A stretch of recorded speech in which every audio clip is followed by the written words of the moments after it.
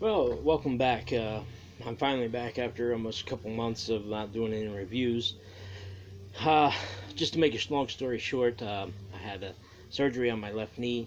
I've been out of work all that time since July 31st. I'm doing a lot better. Um, I haven't done a video since August 18th. But anyway, just going to go ahead and get into the review here, and hopefully you stick with me, and I will try to get back into doing these videos. And I really do appreciate the um, all the 344 subscribers is really nice and really cool. But I just wanted to just tell you I'm back. Don't know how many videos I'll do a week, but I go back to work on October 11th, so I'm not gonna be able to do as many videos as I would like to do. But I'm going to go ahead and do a review. As you see in the thumbnail, I'm going to do a review of Night of the Demons. Now, this is the Steelbook of Night of the Demons. This is the back of it. It does have some great special features. It's got an auto commentary, two different auto commentary, a couple of special features and interviews and trailers. Now, Night of the Demons, the very first time I saw Night of the Demons was in 1990, so that's 30 years ago. And ever since then, it's been one of my favorite to go to horror films, especially around Halloween, since we are October. This is October 3rd, and we're in the Halloween season and all that. But Night of the Demons is one of those films that has a lot of uh, fun parts in it, especially with Stooge, who's played by Hal Havens, who's been an actor before this, and he's still acting today. His scene where he talks about a bowl of, what that means, and the different various craziness that he does in that, and the cast of Night of the Demons is really great. You have Amelia Kincaid, um, Linnea Quigley, Kathy Podwell, um, and a bunch of other young actors. And this movie was actually made in 1987 and didn't get released until 1988. And I believe it came out on video in 1989. So it's been actually 2 or 3 years there. Actually, people be able to watch it in their own home. And I have different versions of the film. I have the DVD somewhere. Now I have the Blu-ray, the Steelbook, which I was very fortunate to get the Steelbook because Steelbooks are not my thing. They are a thing for a lot of people, and hey, that's cool if you like to collect Steelbooks, and not a lot of people collect 4K. So, but in the inside, this is the inside. If you've never seen the Steelbook, or you haven't seen what the discs look like or whatever, this is probably one of in my top 10 favorite 80s films. It has a great cast. It has great chemistry through the characters. The script is well done. Kevin Tenney, who directed Witchboard prior to this and went on to direct other films like Witchboard 2, and he's a really great prolific horror director. He's done various different things, and the writing of this is really good. I think Joe Augustin, who also produced this, he did really good. And this was one of Blue Rider Pictures' first films. I think they might have helped on Witchboard prior to this, but I don't think it was called Blue Rider at the time. And William Gallo, who plays one of the main characters in the film, he's been on other stuff too. Now, another scene that I thought was really cool, Johnny Jeffcoat Jr., who actually played in Ghoulies 2 around this time. You may remember him as the kid that played in Wild and Crazy Kids. He's the boy of Kathy Podwell's character. And it's also really cool that they're all dressed up in like Halloween costumes, and they go to Hull House, which is pretty much the premise of each film, is always going to the Hull House.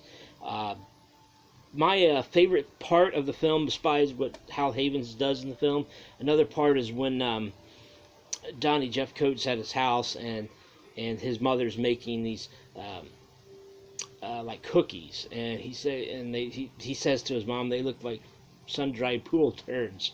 Uh, There's just some crazy stuff in there. You also got an older man and an older lady who are in the film. In the beginning, you see him run into Kathy's character, and she says, "Oh, I'm sorry, old man." He goes, "You should be. You get back." You know, just one of those old mean characters. But he gets his just desserts at the end of the movie. I don't want to give too much away, but if you have seen it, you know what I'm talking about. It's a really great, fun scene with apples and razors. I'll say that. And do I recommend this movie? Oh, hell yeah. Night of the Demons is one of the, probably the one of the quintessential 80s horror fans, as he even says it on the back here. And it definitely has its fun parts. It's got its bloody parts. And you've also got James Quinn, who does the demon voices. Now, I'm going to I'm going to attempt to do one of his voices that he did in this movie. Because in the inside here, Angela, that's played by Amelia Kincaid, which she went by Mimi Kincaid in this. She has a demon voice. And in one scene in the movie, just give me a second, she says this. "Where are you going? The party's just begun." So yeah, I tried. I'm not the best of it. But anyway, it's great chemistry through this film, great fun, gory, and it's an all-out fun film. I definitely recommend this to any horror fan who has not seen it. There's probably not too many people who haven't seen this, especially if you're a horror fan. And I kept the back of this because I always like to keep the what's on the inside. But over on the other side, it says, "You're invited to my party." Now that's also part in the DVD. Also has that as well. My rating for Night of the Demons, I give it a 9 out of 10 on my Richter scale. Night of the Demons, like I said, you know, was made in 1987, got released in 88, and it didn't make a box office crazy amount of money, but it's definitely has gotten its cult status throughout the years. And they went on to do Night of the Demons 2 and Night of the Demons 3. And then in 2009, they did a remake called Night of the Demons, which in itself was okay for what it was. It's not like the original, but most remakes do not try to make their version just as good as the original. But you know, sometimes it succeeds and sometimes it doesn't. Take the instance for Friday the 13th. It's if up and down on that. Texas Chainsaw Massacre, really great remake. Dawn of the Dead was a great remake. Night of the Living Dead, which even though a lot of people is a very underrated remake. And then you've got the bad remakes like Halloween and Poltergeist and Nightmare at Elm Street. And there's a couple other ones. But for all intents and purposes, the remake of Night of the Demons was okay for what it was. But the main thing that I wanted to say about Night of the Demons is that ever since I first saw this 30 years ago, it's always one of the films that I can continuously watch, like the Sleepaway Camp films or Neon Maniacs or Demons or Dead Alive, you know, because they all have great nostalgia for me, and it's just every time I watch it, I never get tired of watching. It's like when you watch a movie that you really love, you continue to keep watching it. But enough about that. But I just want a little side note. I wanted to say Linnea Quigley. You may remember her from Return of the Living Dead, and she's played in a ton of other films.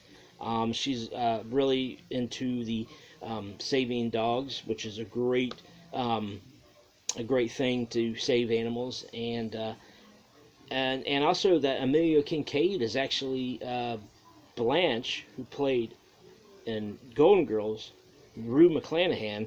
That's her niece, and she was actually a dancer before this, and she still does stuff in the industry, just not as many movie roles as she used to. And she was the main part that stayed throughout the whole franchise. She went on to play in 2 and 3.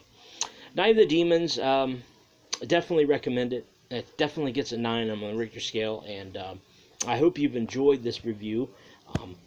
I know I've said this once before, that I will see you next video, and I will try to get back into doing these things. It's just going to take some time, so hopefully bear with me. And I hope you've enjoyed this video, and if you have, give it a thumbs up.